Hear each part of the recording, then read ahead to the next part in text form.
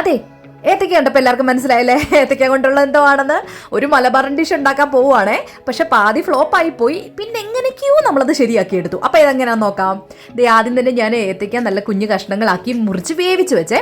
അതിപ്പോൾ നിങ്ങൾക്ക് എങ്ങനെ വേണേലും വേവിച്ചെടുക്കാം. ഞാൻ ചെറിയ കഷ്ണങ്ങളാക്കിയതേ ഉള്ളൂ.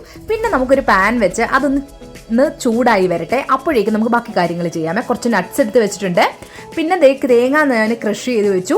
പഞ്ചസാരയും ഏലക്കായുടെ പൊടിച്ചു വെച്ചേ. ഇത് കറക്റ്റ് ഈ ഒരു റെസിപ്പി ഇങ്ങനാണോ എന്ന് എനിക്കറിയില്ല. ഞാൻ എൻ്റെതായ രീതിയിൽ ചെയ്യുകയാണ് കേട്ടോ. ദെൻ നമ്മുടെ നട്ട്സ് കൂടെ ഞാൻ ഞുറുക്കി വെച്ചു. അപ്പോഴേക്കും നമ്മുടെ പാൻ ചൂടായിട്ടുണ്ട്. അതിലേക്ക് ഞാൻ നെയ്യിട്ടെ. ശരിക്കും ഇത് നമ്മുടെ ഉന്നക്കായ പോലൊരു സാധനമാണ് ഞാൻ ഉണ്ടാക്കാൻ നോക്കുന്നത്. ഇത് ഇങ്ങനാണോ എന്ന് എനിക്കറിയില്ല. കാണുന്ന ഒരു കറക്റ്റ് റെസിപ്പി ഒന്ന് പറഞ്ഞു തരണം കേട്ടോ.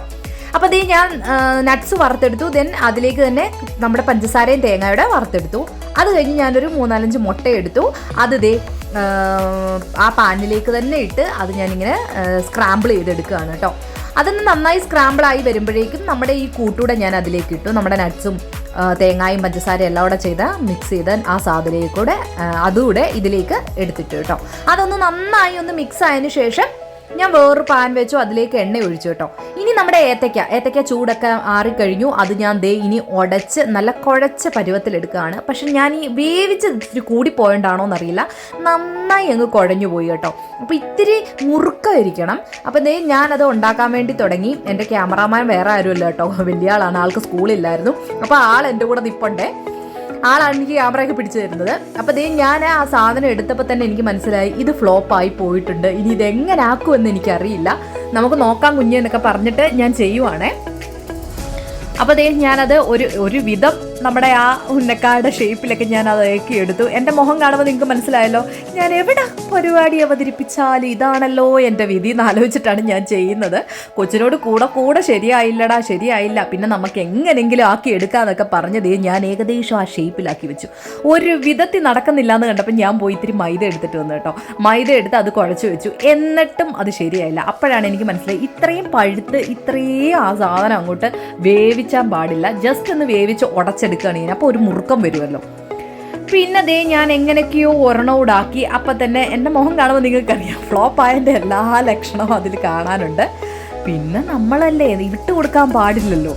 ആ ഒരു ഇതിൽ എന്താണ് പരാജയം വിജയത്തിൻ്റെ മുന്നോടിയാണെന്നൊക്കെ പറഞ്ഞിട്ട് ഞാനതങ്ങ് കംപ്ലീറ്റ് ചെയ്യാൻ വേണ്ടി തീരുമാനിച്ചു. അങ്ങനെ ഞാനവിടെ ഒരു വിധം ആക്കി നിങ്ങൾ കണ്ടില്ലേ, ഇങ്ങനെയൊക്കെ ആക്കിയെടുത്തു. അത് കഴിഞ്ഞപ്പോഴാണ് എനിക്കൊരു ഐഡിയ തോന്നി. ഇത്തിരി വെള്ളം എടുത്ത് കയ്യിൽ വെച്ചിട്ട് ഒന്ന് ചെയ്ത് നോക്കിയാലോ എന്ന് വെച്ചിട്ട് ഞാൻ ഇച്ചിരി വെള്ളം തൂത്തിട്ട് എടുക്കാൻ തുടങ്ങി. അപ്പോൾ ഏകദേശം ഷേപ്പൊക്കെ കറക്റ്റായിട്ട് വന്നു കേട്ടോ. പിന്നെ പെട്ടെന്ന് നമുക്ക് ചെയ്യാൻ പറ്റിയായിരുന്നു. അത്രയും മുറുക്കം തോന്നിയില്ല, കാരണം കയ്യിൽ ഒട്ടിപ്പിടിക്കുന്നില്ലായിരുന്നു. ഒട്ടിപ്പിടിക്കുമ്പോഴാണല്ലോ നമുക്കിതൊക്കെ ചെയ്യാനുള്ള ഒരു ബുദ്ധിമുട്ട് തോന്നുന്നത്. അപ്പോൾ ഈ വെള്ളം 2 കയ്യിലും തൂത്ത് കഴിഞ്ഞപ്പോൾ ഏകദേശമൊക്കെ ഓക്കെ ആയി. ആ ഒരു ഷേപ്പിലൊക്കെ വന്നു കേട്ടോ. അപ്പം ഞാൻ ഹാപ്പിയായി. എടാ നമുക്കിനി ചെയ്യാൻ പറ്റും എന്നൊക്കെ പറഞ്ഞ് ക്യാമറാമാനായ കുഞ്ഞുമണിയോട് ഇങ്ങനെയൊക്കെ പറഞ്ഞ് ഞാനത് ഒരു വിധം ആക്കി കേട്ടോ. അപ്പോഴേക്കും നമ്മൾ വെളിച്ചെണ്ണ ഒഴിച്ച് വെച്ചിരുന്നത് ചൂടായി വന്നായിരുന്നു. അപ്പം അങ്ങനെ ചൂടായ എണ്ണയിലേക്ക് 2-3 ഇട്ട് കേട്ടോ.